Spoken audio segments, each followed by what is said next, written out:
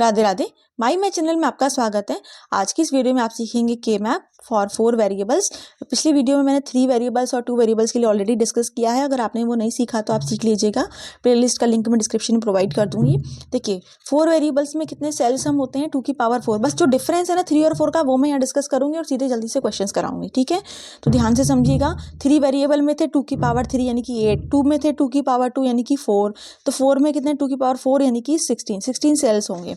तो कैसे होंगे? अगर A B C D 4 variables हैं तो हमने लिखा इधर ए बी इधर सी डी। ठीक है, और ग्रे कोड लिखा जैसे हमने पिछले वीडियो में लिखा था। तो क्या लिखा 0 0 0 1 1 1 1 0 है ना, एक एक वेरी करता है। जैसे ये 0 से 1 हो गया, फिर यहाँ पे 1 तो एज इट इज रहा, 0 1 हो गया और ये 1 फिर 0 हो गया। ठीक है, सिमिलरली हमने यहाँ लिखा तो ये ए बी के लिए या सी डी के लिए।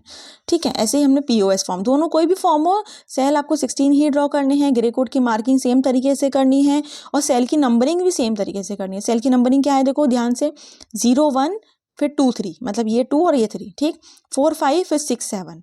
फिर अब जैसे रो में हम ऐसे चल रहे थे तो हमने थर्ड छोड़ के पहले फोर्थ पे गए, फिर थर्ड में आए थे ना। ऐसे कॉलम में जैसे हमने ऐसे जब हम नीचे ऐसे जा रहे हैं ना तो क्या हो रहा है अब जैसे हमने 2 तक तो कर लिया, अब इस थर्ड को छोड़ के हमें इसमें जाना है। तो 7 तक हो गया तो 8 9 फिर 10 11, मतलब जब इस यहाँ पे मूव करेंगे तो 10 11, अब इसमें आएगा 12 13 14 15। तो एक बार याद रखना कैसे, लेकिन ये नंबर कैसे आया, मान लो 15 कैसे आया यहाँ पे, तो क्या लिखा 1 1 1 1। अगर 1 1 1 1 इसका मैं डेसिमल में कन्वर्ट करूँ अगर इसको, तो आपको 15 ही मिलेगा।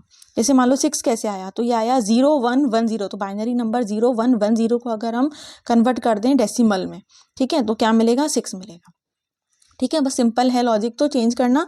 लेकिन आपको जैसे फटाफट से अगर सेल की नंबरिंग करनी हो तो ये याद रखिए सीक्वेंस की 0 1 2 3 4 5 6 7 ऐसे, और इसमें जब नीचे चलते जा रहे हैं तो पहले फोर्थ वाली रो में लिख के फिर थर्ड वाले में लिखेंगे। ठीक है, अच्छा ऐसे यहाँ पे भी नंबरिंग करी। और यहाँ पे क्योंकि एसओपी है तो ये प्रोडक्ट में होती हैं टर्म्स। ठीक है, और यहाँ पे पीओएस है, एस माने सम, तो सम में होती हैं। तो यहाँ पे A B A bar B बार। अब ये बार कैसे आया था, जैसे मैंने बताया था ना पिछली वीडियो में, एसओपी में हम क्या पुट करते हैं 1। तो जब इसमें कॉम्प्लीमेंट के लिए होता है 0, वेरिएबल के लिए क्या होता है 1। तो जहाँ ए बी है वहाँ 1 1 हो गया, यहाँ दोनों पे बार है तो मतलब दोनों पे 0। ठीक है, यहाँ 0 1 था तो 0 मतलब ए बार, 1 मतलब बी। तो आप पहले ग्रे कोड करेंगे, ग्रे कोड से ही आपको ये पता चलता है कि यहाँ पे क्या आ रहे हैं वेरिएबल। तो 1 1 है मतलब सी डी, क्योंकि यहाँ सी डी लिखा है ना इसलिए। ठीक है, तो याद रखिए 1 है वेरिएबल के लिए, कॉम्प्लीमेंट जो है वो 0 है। ठीक, तो क्वेश्चन जो करेंगे हम दोनों तरीके से करेंगे, इसको लिख के भी कर सकते हैं, इसको बिना लिखे भी कर सकते हैं। मैं जब करती हूँ तो मैं ये नहीं लिखती हूँ, सिंपल ग्रे कोड लिख के फटाफट कर देती हूँ। ठीक है, तो आप भी वैसे करें तो ज़्यादा अच्छा है। फिर ये स्टेप्स तो लगभग वैसे ही हैं ग्रुपिंग के, बस इसमें याद रखिएगा कि इसमें जो ग्रुप है हाईएस्ट ग्रुप कितने का होगा, 16 सेल का बनेगा। ठीक है, और 8 वाले को हम ऑक्टेट बोलते हैं और 4 वाले को क्वाड बोलते हैं। ठीक है, अच्छा एक और चीज़, जैसे कि यहाँ पे ऐसे कॉर्नर्स में अगर 1 है तो ये क्या बनाएंगे क्वाड। कैसे, मतलब इस तरह से 4 का एक ग्रुप बन जाएगा जिसको क्वाड बोलते हैं। ठीक है, इन चारों को हम ऐसे लेंगे, सर्कल नहीं करेंगे। सर्कल का मतलब है कि इंडिविजुअल अपने आप में एक अकेला ग्रुप, ऐसा नहीं, इन चारों से हम बनाएंगे एक। अगर इस तरीके से होगा 4 1 इधर है 4 इधर है अपोजिट डायरेक्शन में, यहाँ लिखा है ना अपोजिट एंड कॉर्नर ग्रुपिंग, तो अपोजिट अगर इस तरह से 1 है तो क्या हो जाएगा 4 ये और 4 ये, तो मिलके क्या बन जाएगा 8 का एक ऑक्टेट बन जाएगा। ठीक है, तो इस तरीके से भी हम ग्रुपिंग करते हैं। तो ये आप थोड़ा सा रूल ध्यान रखिए। बाकी एलिमिनेशन और ये सब सिंप्लीफाई करने का रूल सेम ही है जैसे 3 वेरिएबल में था। तो फटाफट अब हम क्वेश्चन पे आते हैं। देखिए यहाँ पे आपको कहा जा रहा है कि मैप को यूज़ करो और सिंप्लीफाई करो। तो अब जैसे ये आपको क्वेश्चन दिया है ना, तो सबसे पहले तो आपने अपने सेल ड्रॉ कर लेंगे, ग्रे कोड की मार्किंग कर ली, और अगर ऐसे लिखना है ये ए बार बी बार तो आप इसको लिख देंगे। ठीक है, याद रखना है ये एसओपी वाली फॉर्म है ना, सम ऑफ प्रोडक्ट है ना, तो क्या होता है यहाँ पे 0 0 मतलब कॉम्प्लीमेंट। तो ए बी लिखा है तो इसलिए ए और बी का कॉम्प्लीमेंट लिखा है। ठीक है, और अगर 1 लिखा है तो मतलब नॉर्मल वो वेरिएबल बी। ठीक, तो ये सब करने के बाद तो A bar B bar C D, तो ए बार बी बार और सी डी, तो यहाँ पे 1 कहाँ मिला, ये रहा। ठीक है, नेक्स्ट में ए bar B bar C D बार, तो ये हो गया 1। फिर A B bar C bar, A B bar और सी बार डी बार, तो क्या आ गया यहाँ पे 1 आ गया।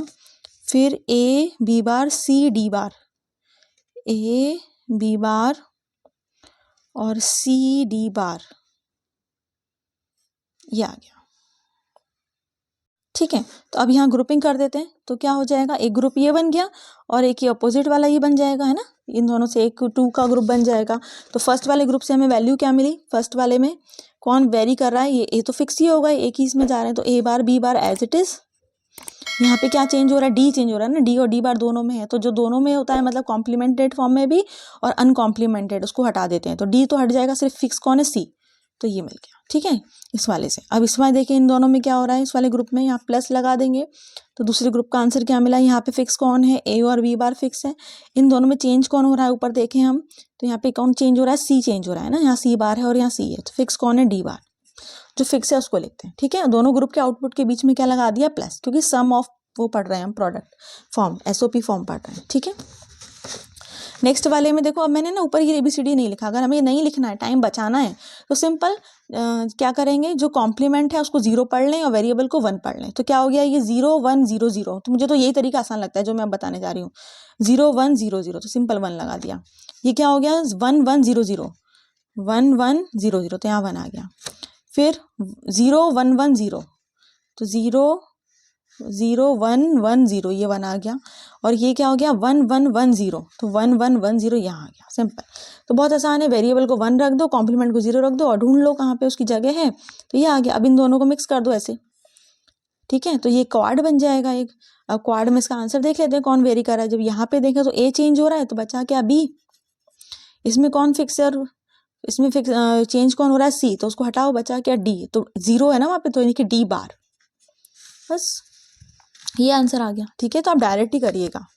अब नेक्स्ट में मैंने यहाँ पे मार्किंग कर रखी है, मैं सिंपल ग्रुप बता देती हूँ, तो ये बन गया यहाँ पे कॉर्नर वाली ग्रुपिंग से। ठीक है, तो यहाँ पे भी क्या हुआ, इसमें चेंज कौन हो रहा था, सी, तो क्या बचा, डी बार। ऐसे देखें तो क्या हो गया, चेंज कौन हो रहा है यहाँ पे, ए, तो बचा क्या, बी बार, तो ये आ गया आंसर।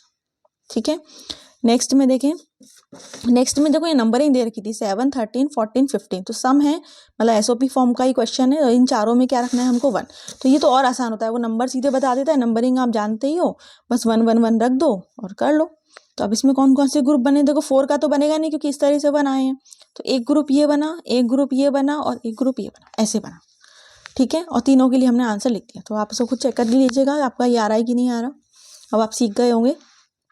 ठीक है, नेक्स्ट में देखो ये POS फॉर्म है, प्रोडक्ट ऑफ सम्स है, तो ये इसमें क्या होता है, अगर आपने ये लिखा है तो ठीक है, नहीं भी लिख रहे हो तो सिंपल याद रखो, इसमें क्या होता है, वेरिएबल को 0 पुट करते हैं क्योंकि यहाँ पे एंट्री 0 की होती है ना, तो वेरिएबल 0 और कॉम्प्लीमेंट 1, तो क्या पढ़ सकते हैं हम इसको, 0 0 0 0 0 0 0 0, यहाँ पे आ गया 0, ये क्या हो गया, 3 0 और 1 1, 3 0 और 1 1 कहाँ, ये रहा, तो यहाँ 0 आ गया। ठीक है, ऐसे यहाँ पे 0 1 0 0, तो 0 1 0 0 ये आ गया। ऐसे फोर्थ टर्म देखोगे 0 1 0 1, तो ये आ गया।